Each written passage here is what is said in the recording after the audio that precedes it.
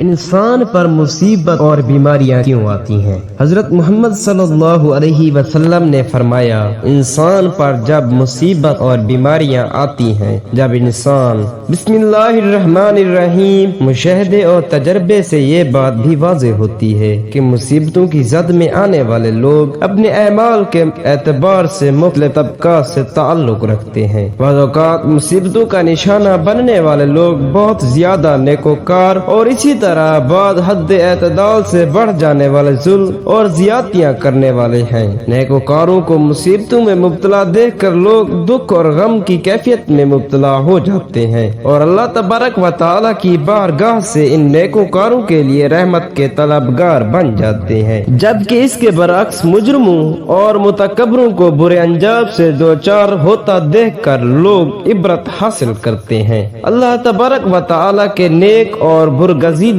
بندے جب مصیبتوں میں مبتلا ہوتے ہیں تو یہ اللہ تبارک و تعالی کی طرف سے ان کا امتحان اور آزمائش ہوتی ہے۔ چنانچہ اللہ تبارک و تعالی سورہ بقرہ کی آیت نمبر 255، 256 اور 257 میں ارشاد فرماتے ہیں، اور البتہ ہم تمہیں ضرور آزمائیں گے، کچھ خوف اور بھوک سے اور مالوں جانوں اور پھلوں میں کمی کر کے، اور خوشخبری دے دیں گے صبر کرنے والوں کو وہ لوگ کہ جب انہیں کوئی مصیبت پہنچتی ہے تو وہ کہتے ہیں بے شک ہم اللہ کے لیے ہیں اور اسی کی طرف لوٹنے والے ہیں، اور وہی لوگ ہیں ان کے رب کی طرف سے ان پر عنایت ہے اور رحمت ہے، اور وہی لوگ ہیں ہدایت یافتہ ہیں۔ تاریخ انبیاء علیہ السلام کا مطالعہ کرنے کے بعد یہ بات سمجھ میں آتی ہے کہ انبیاء علیہ السلام کی بڑی تعداد نے اپنی زندگی میں مختلف طرح کی مشکلات اور تکالیف کو خندہ پیشانی کے ساتھ برداشت کیا۔ حضرت نوح علیہ السلام کو 950 برس تک اپنی بستی والوں کی عداوت، شکاوت، مخالفت، طعن و تشنیع، سب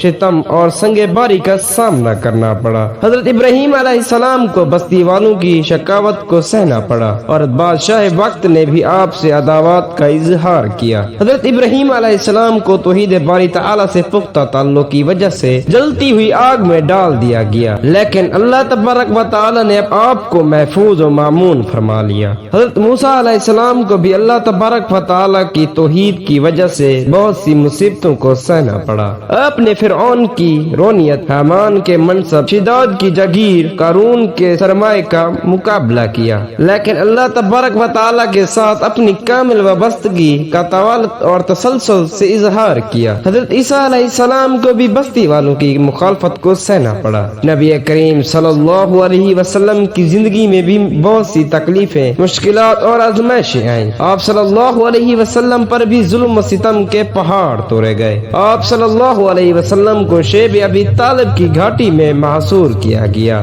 آپ صلی اللہ علیہ وسلم کو سرزمین مکہ کو خیر بات کہنا پڑا۔ طائف کی وادی میں آپ صلی اللہ علیہ وسلم کے ساتھ انتہائی ناروا سلوک کیا گیا۔ اس موقع پر جبریل امین پہاڑوں کے فرشتے کے ساتھ آئے تو نبی مہربان حضرت رسول صلی اللہ علیہ وسلم نے فرمایا، اے اللہ انہیں ہدایت دے دے، بے شک یہ نہیں جانتے۔ نبی کریم صلی اللہ علیہ وسلم کے تلامذہ اور آپ صلی اللہ علیہ وسلم کے قریبی رفقا کو بھی دین سے تعلق کی پاداش میں مختلف طرح کی اذیتوں کا نشانہ بننا پڑا۔ حضرت بلال، حضرت خباب، حضرت زنیرہ اور حضرت سمیہ نے تاریخی تکلیف کو برداشت کیا، لیکن ایمان اور استقامت کے ساتھ پیش آنے والی مصیبتوں پر صبر کیا۔ مصائب و آلام اور تکلیف اور حوادث انسانی زندگی کا لازمی حصہ ہیں۔ اس فانی دنیا میں عمر عزیز کی چند ساعتیں عیش کی گھنی چھاؤں میں بڑے سکون سے گزرتی ہیں اور کچھ گھڑیاں رنج کی جلساتی ہوئی دھوپ میں کٹ جاتی ہیں۔ حیات مستعار کے آنگن میں کبھی مسرتی ڈیرے ڈال کر لمحات کو خوشگوار بنا دیتی ہے تو کبھی غم و اندوہ کے جھڑکے خوشیوں کے اشیانے کو تنکا کر دیتی ہیں۔ رنج و عالم سے عبارت یہ زندگی کی بچکولے کھاتی ہوئی کشتی اپنے دامن میں زمانے کی تلخ و شیریں یادیں لیے ہوئے آخر موت کے ساحل پر لنگڑ انداز ہو جاتی आती हैं। ये सफर हयात इतना कठिन क्यों है? मुसीबतें क्यों इंसान को घेर लेती हैं? खुदा तो अपने बंदे से 70 माओं से भी ज्यादा बढ़कर प्यार करता है, फिर इन्हें आजमाइश की चक्की में क्यों पीसता है? इस सवाल का जवाब पाने के लिए बुनियादी तौर पर ये जहन नशीन कर लें कि अल्लाह ताला ने कुरान करीम में जा बजा अपनी सिफत हकीम जिक्र फरमाई है, और हकीम ऐसी जात को कहा जाता है जिसका कोई फाल हिकमत से खाली नहीं होता। लिहाजा आफात और बलियात के नाज़िल होने से भी इसकी हकीमाना फैसले और दानिशमंदाना अमर को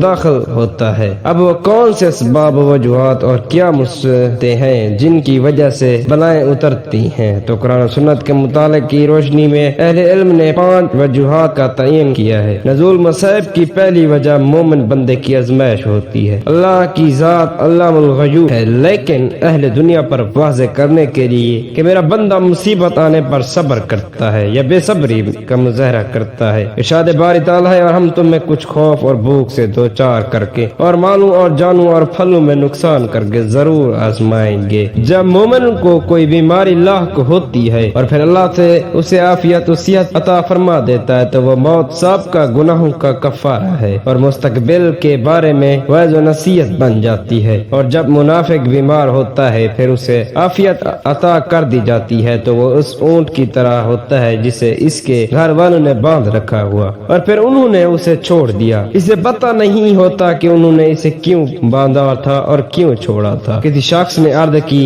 या रसूल अल्लाह सल्लल्लाहु अलैहि वसल्लम, बीमारियां क्यों होती हैं? अल्लाह की कसम मैं तो कभी बीमार नहीं हुआ। आप सल्लल्लाहु अलैहि वसल्लम ने फरमाया, हमारे पास से चले जाओ, तुम हम में से नहीं। हजूर अकरम सल्लल्लाहु अलैहि वसल्लम ने फरमाया कि अल्लाह ताला उस शख्स के चेहरे को तरोताजा रखे जिसने मुझसे कोई हदीस सुनी और फिर सुनी और वैसे ही उसे आगे पहुंचा दे। अल्लाह पाक तमाम मुसलमानों की परेशानियों और मुश्किलों को आसान करे और हर आजमाइश में कामयाब करे। आमीन। नाजरीन, कमेंट बॉक्स में अल्लाह ताला के 99 नाम में से एक नाम जरूर टाइप करें।